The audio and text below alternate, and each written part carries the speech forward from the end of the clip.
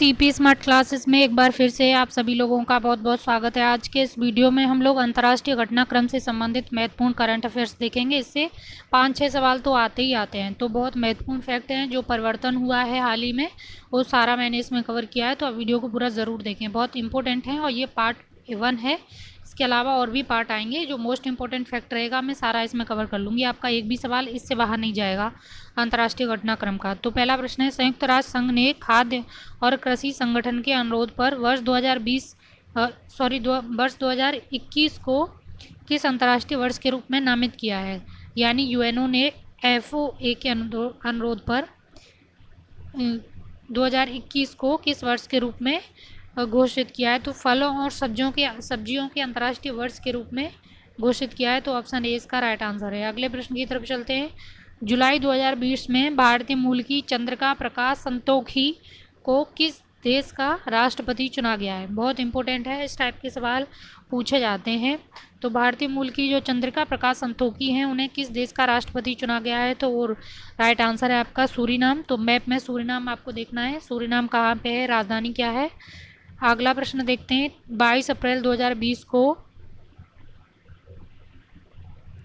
यहाँ पे होगा ईरान ने किस नाम से अपने स्वदेशी उपग्रह का प्रक्षेपण किया था? तो राइट आंसर है नूर वन नाम से पहला जो सैन्य उपग्रह था ईरान का, उसका प्रक्षेपण ईरान के द्वारा किया गया था 22 अप्रैल 2020 को। तो ये नाम पूछा जा सकता है, ये इम्पोर्टेंट है क्योंकि ये पहला था और वो भी ईरान का। तो इधर का जो चीज़ें हैं, जो वेस्ट एशिया की, वहाँ पे कोई घटनाक्रम होता है वो इम्पोर्टेंट होता है।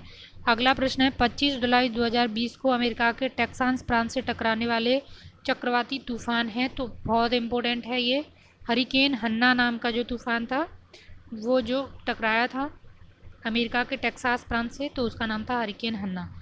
अगला प्रश्न देखते हैं। जुलाई 2020 में अंतर्राष्ट्रीय सौर गठबंधन फ्रेमवर्क समझौते पर हस्ताक्षर करने वाला 87वां देश बना है। बहुत इंपॉर्टेंट सवाल है क्योंकि एक तो इंटरनेशनल सोलर अलायंस जो है वो इम्पोर्टेंट है क्योंकि इसका जो मुख्यालय है वो भारत में है और ये पहल भी भारत की ही थी। तो इसमें कुछ भी परिवर्तन होता है तो यहाँ से सवाल ज़रूर आता है। तो 78वां ये जो बना है, कौन सा देश बना है वो आपको पता होना चाहिए, तो ये बहुत इम्पोर्टेंट है। तो ये राइट आंसर है आपका, निकारागुआ है ये 87वां सदस्य बना है इसका। तो ऑप्शन ए इसका राइट आंसर है। अगले प्रश्न की तरफ चलते हैं। 36वां आसियान 2020 कहाँ पे आयोजित हुआ था? पूछा जा सकता है क्योंकि इस बार सारे सम्मेलन हैं वो डिजिटली आयोजित हो रहे हैं। तो ये भी डिजिटली रूप से आयोजित हुआ था, लेकिन जो हेड जिसका था, जिसने इसको होस्ट किया था, वो कंट्री था उसकी राजधानी में हुआ था, यानी वियतनाम में हुआ था, वियतनाम की राजधानी हनोई में। तो ऑप्शन ए इसका राइट आंसर है।